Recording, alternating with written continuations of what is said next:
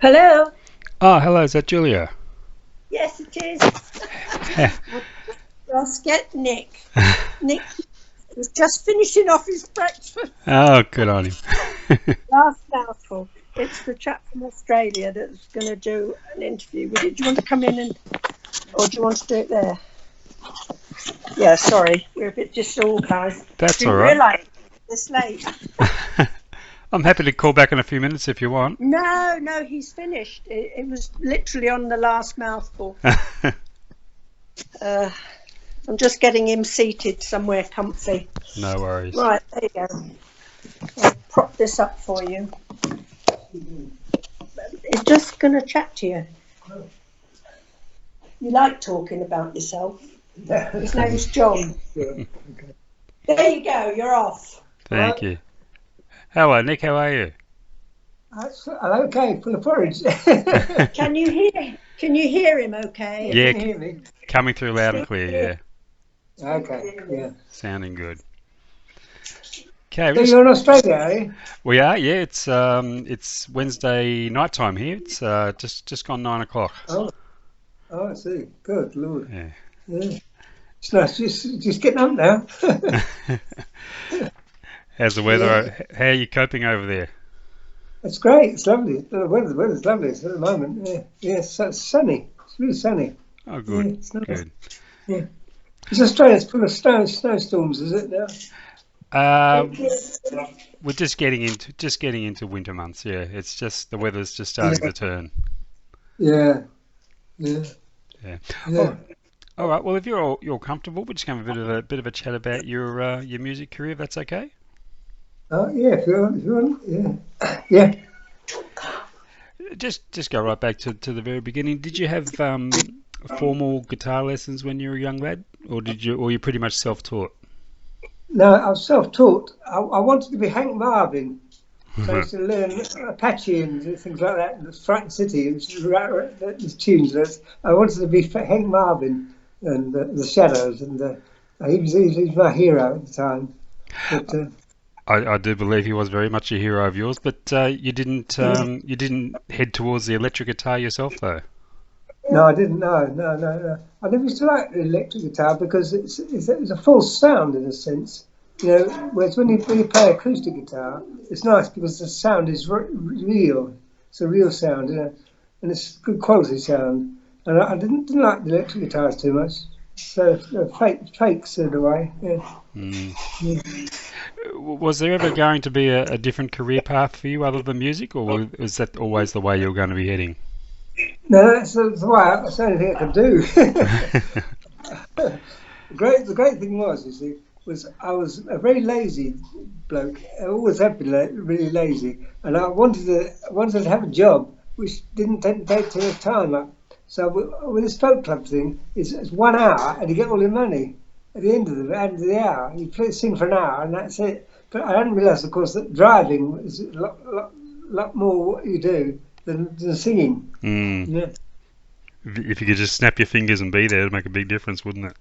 Yeah. Yeah, Tell- well, yeah. You want these methods of moving your body rather than a car, and have things where you elongate yourself and you disappear and you accumulate in another place. Tra- Modern, instant transportation, yeah. yeah. Tell us about the Halliard and how you got involved in that group. Oh yeah, that was a friend of mine who I used to go to school with, Nigel Patterson, and he played the guitar with another two chaps, Dave Moran and another chap, can't remember his name. And he was joined. They played the Halliard, and the Halliard, the guy who played the guitar was backing out. He didn't want to go professional. So I said, oh, I'll have a go. Yeah, they asked me if I'd have a go. And I said, yeah, I do a bit. I said, well, I'm not really good, but I sort of learned to play the acoustic guitar then. But I didn't really want to be a folk singer particularly. You didn't? But no. I wanted to be Hank Marvin. Of course, Hank lives down here in Australia now too. Yeah. Yeah, Oh, he does. blimey. Yeah. Whereabouts he lives in? He lives over in Perth in Western Australia. Oh, yeah. That's right. That's what I was saying there. Any time I was saying in Australia, was in Perth. Yeah. And I saw another hero of mine, Bob Dylan. He did a concert in Perth too, and I saw it. Went and saw it. Yeah, it's great. It's really good. Oh, brilliant. So with the Halliard, you did a lot of traditional folk material. How did you go about it, sourcing the material for the group to record and play live? What resources were you using there? Well, nothing really. We were all just practicing on the guitar, and the guitar practice the tunes on the way to the bookings. We do whoever was driving did the driving, and then one of us played the guitar or mandolin. He played the mandolin, was Nigel, and we worked out things on the way. Yeah. And when that group ended, did you know exactly what you wanted to do with the next stage of your career? Were you looking to branch out into your solo work? Yeah, what I wanted to do, in fact, was be a contemporary singer rather than a traditional singer. I wanted to be a contemporary singer, writing songs that I wrote myself, and I wanted to have songs that reflected what I thought rather than what someone else thought years ago. Yeah, so I wanted to be a contemporary singer rather than a traditional singer. What about performing live as a solo artist? Were you a confident live performer, or did it take a little while for you to transition to settle into that? No, I was hopeless. I couldn't. I'd never done the introducer songs because Dave Moran, he was very funny, and he used to talk the songs in, and I sang the songs, but I never had any talking too much. A little bit, but not much. And so I was terrible as an introducer of songs. So when I started doing solo guitar, I was very nervous when I had to talk between the songs. It was hopeless that was, and I was very at the time I was a bit frightened and I wanted to back out really and do something else. But in the end, I got a few bookings, and so I thought, I'll keep them going. And it's free money. Yeah, and your confidence grew obviously after that. Oh yeah, I've always been very big-headed. Yeah, very arrogant, really. Yeah. Always have. Yeah. Was it a competitive folk music scene when you started out solo, or was there a real sense of community amongst the other acts? The thing was, the great thing about the early folk music thing was there were loads of comedians, Alex Campbell, Dave, and what's his name, Irish chap, from Lancaster, I forgot his name. Yeah, no, there were loads of funny guys. Did a lot of the bookings, and there was some people did straight stuff, but there was a lot of humour in the folk club scene, and it didn't become too serious at the time. It was great. Yeah, it was good. And then when you had a club, you had the few guys like Alex Campbell, or and they'd be doing the jokes and that rather than the singing. Yeah. Your playing style was quite distinctive. Were you consciously aware of developing your own distinct style of playing guitar, or was that something that pretty much just evolved naturally? No. Well, I worked out the main thing was to hit it, not to play it, to hit it. So I used to clunk. I used to play a few notes, then clunk the guitar in the rhythm, and clunk the guitar. I used to whack it with the ball of my thumb, and whack it that way. And I also used to whack with my wedding ring. I used to whack the other end as well. So it was a drummer rather than yeah. Would you say you were a bit of a perfectionist back in those days? Did you spend long periods of time practicing? No, I didn't. No, I didn't do a lot that way. No. Mainly because I used to drive Julia mad. She was, if I played the guitar, she'd get out of here, Christ's sake. And I didn't used to play very much. Yeah. But I never used to practice too much. No.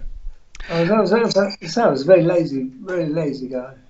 Band Dogs. Yeah, we did a tour for about 2 weeks and just going around all the clubs in England and doing some places we wanted. And we did a few bookings, and that was the group. There was me and Tony Rose and Pete and Chris Coe. Yeah. And we recorded those Band Dogs. Yeah. And did the one album? Did you have high hopes for that group? No.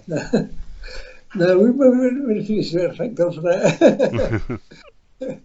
Yeah, that's okay, but it's good fun. But never enjoyed it that much. Yeah. What you talk about how you're a little bit nervous in your early days on stage. What about in the studio? Did you like the studio environment, or did you like to just go in there and get the job done quickly? No, what I used to like to do was if I had some people had loads of takes, and I didn't want to do that. So if I sang a song 3 times, that was enough for me. I didn't want to do any more, and I was getting bored by then. And what I wanted to do was to play the guitar and sing it, and one take, and it's great. Yeah, it's good. So I used to try and play the guitar at the same time as the singing as well. And I used to, if I had to take 2 more takes, I'd start getting bored. You know. So with Bill Leader, he was the guy that did the Leader Records, and Trader Records he was, and he was good. He realised I was a lazy swine, yeah. And he knew I didn't want to do too many times. Yeah. Of all your solo records, Penguin Eggs is the one that most people turn to when discussing your recordings. That seems to be the standout favourite of most people. Do you have memories of recording that album? Not really, no. That was for Topic Records, isn't it? Yeah. For Topic. Yeah, it's different place. Yeah. So originally, I used to go up to Yorkshire to Bill Leader's house and he played in his attic, and I got sacked from there. It's not sacked. He gave up, and I went to Topic, did Topic Records, and that was good fun. It's good laugh. Yeah. And I was getting to the point where I used to play some decent riffs then. Yeah. Like in Kennedy I.O., I used to have a good riff at the end of each verse. It was a good riff playing. Yeah. Yes. Now, I don't want to dwell too much on your car accident, as I'm sure it's something a tale you've had to retell many times over the years. But from what I've read about you recently, and even talking to you now, I don't just sense any sense of bitterness or resentment. You seem quite happy with your life as it is. Oh yes, I have a fantastic life, really. Yeah. I mean, now I've got a good job, but I do nothing, which I always wanted to do. Yeah, because I didn't want to become like an accountant or an office worker. It's really boring, and so I wanted to be a singer. That was what I wanted to do. But I still keep trying to practice, to get your fingers doing what they should do. But the right hand, the left hand's okay. I can get all the picks on all the frets on the left hand. The right hand was what collapsed up. Everything on the right hand side was mashed up to bits because it was the edge of the car. It was the outside, and that was on the right hand side, and that got smashed to bits. So I had to relearn how to play the guitar. I couldn't do it at all at first, which was infuriating, really. Because I knew I wanted to play, which I did. I still do. Yeah. So, but it's getting there, you know. But as I say, it takes time, and I'll probably be dead. So, what period of time were we looking at before you could pick up a guitar again and at least be able to play something? Well, Lord knows. I think.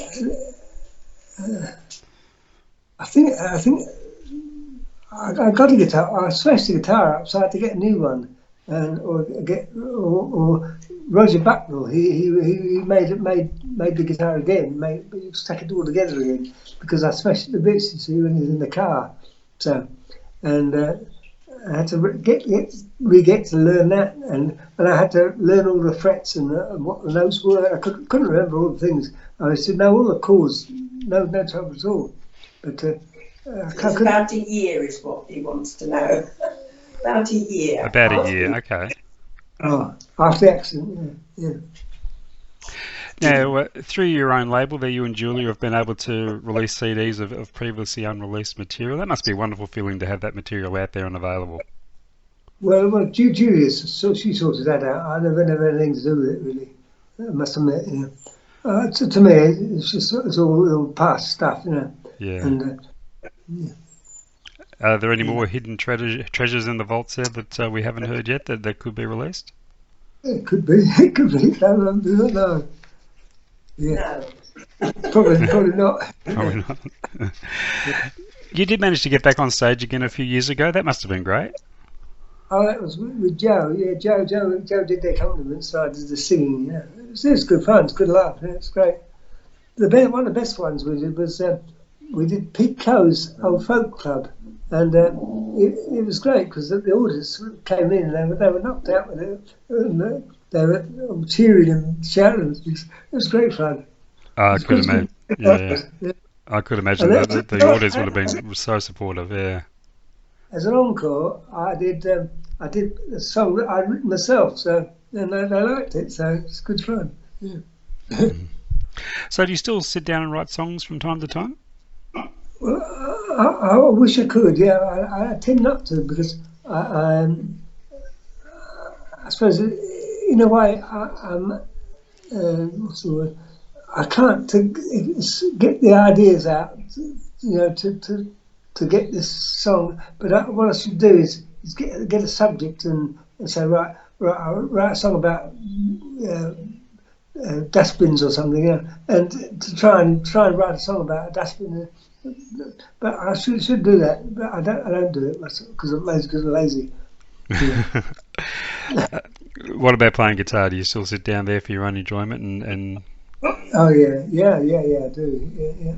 The main thing is to try and get the right hand playing, accurately, doing the picks. Because I used to do this automatically. I used to do the finger picks, and I found when the hand wouldn't play the right notes, and it's infuriating to me because some of it which was so obvious to me in the early days, it was no trouble at all, and all of a sudden it became an awkward method to try and pick the strings out, and I couldn't do it. So I started. The first thing I did was strumming, so whacking it, which I could do okay, not so bad. But to get the rhythm there and the notes there as well was awful stuff. And I used to play the bass. I played with the thumb, and then the top strings I'd play with the fingers. So that I played the tune with the fingers, and then the bass supplied the rhythm in the back. And that was my main way of playing, and I used to do that. And it was good fun. Yeah, I used to enjoy it. But nowadays, I find it very hard to play a tune and then put a bass note below it. It's hard work. It's become difficult work. It was just dead easy in the early days. If you could sit down with a young guitar player just about to take up the instrument, what would be the best bit of starting advice you could give them? Hit them. Don't tickle it. Hit it. Hit it. Yeah, hit it, whack it. Yeah. Don't tickle it. A lot of people like to have their nails, very delicate nails. They pick the strings very delicately, and it's awful that. And I reckon if you play the guitar, the best thing is the ball of the thumb, the ball of the fingers, rather than the actual nails. A lot of people pick the string with the nails, which I don't think that's the right way to play. The best way of playing, you've got to hit it. You've got to whack it, and that's better to play with the ball of the thumb or the ball of the fingers rather than the actual nails. Yeah. So I used to reckon that. So to file my nails right down, so that I could then pick the strings I could hook the finger round the string and then pull it out quite a long way and whack it, and it would hit the frets, and it was great. It was good fun. It was, yeah. and that is it's called "Hit Me with the Rhythm Stick." Hit me, hit me. And that's what it's all about. Hit me. Yeah. What about as a listener to music these days, Nick? When you sit down and listen to music, who are your artists of choice? I like Radiohead, who's like them, and yeah, various folk singers. Martin Clark, he was always a hero of mine. Great guitar player. I thought he was. I didn't particularly like his singing, but his guitar playing is immaculate. It was immaculate, fantastic. Yeah, and he was one of the key ones. And there was Dave Burnand. He was a good guitar player. Yeah, and he used to play. He had an Epiphone, I think, at one point, but he gave it up and he bought a Martin, I think. But what he really plays now, I don't know. But yeah, he used to have an old Epiphone, but he doesn't play so much now. But he was a good guitar player. Yeah. Well, I'm sure you don't miss the travelling and the touring side of your music career, but do you miss the actual performance side of it, being on stage? No, not really. No, I don't miss it. No, I mean, the main thing what I miss is actually to play the songs, and to do them well and to get the beats right, and that is to sing and play at the same time is the thing I wanted to do, and I enjoyed doing it. But I find it's very hard to do now. So I used to try and sing freely over the top of the guitar player. So guitar player playing there was a rhythm there, and then over the rhythm I'd sing as I wanted to. And so I used to sing separately to the guitar playing, which was a useful way of doing things. But it's hard. It's hard work now. So what else is keeping you busy these days, Nick? What's a typical Nic Jones day? Well, I must admit, I like playing chess. Oh yeah. And I like and a game which I haven't understood. I don't understand it, but I like playing it. It's a game called Go. It's a Japanese game. It's a really good game where you get territory and you have to you surround the other guy's territory, and you've got to get more territory than the other guy. And there's a guy who's played in America, and he was ace at that. And that's a Go or something. Another thing is snooker. It's another thing I like playing. I'm hopeless at it, but I love playing it, trying to play it. That's great fun. And in fact, one thing I watched on the television is snooker. If snooker's on the television, I'd watch that. Yeah. I still like that. Yeah. Wonderful. Hey Nick, thank you so much for your time. It's been an absolute honour to speak with you, and thank you for all the wonderful hours of listening you've given us over the years. Glad to hear you're doing well. Thank you so much to Julia for setting it all up. Yeah, she's back in there with her fingers. Yeah, bye. And may you continue to lead a long and lazy life. Do you sing a lot? Thank you. Thank you so much, Julia. All the best to both of you. Thanks. Cheers. Bye. Bye-bye. See you.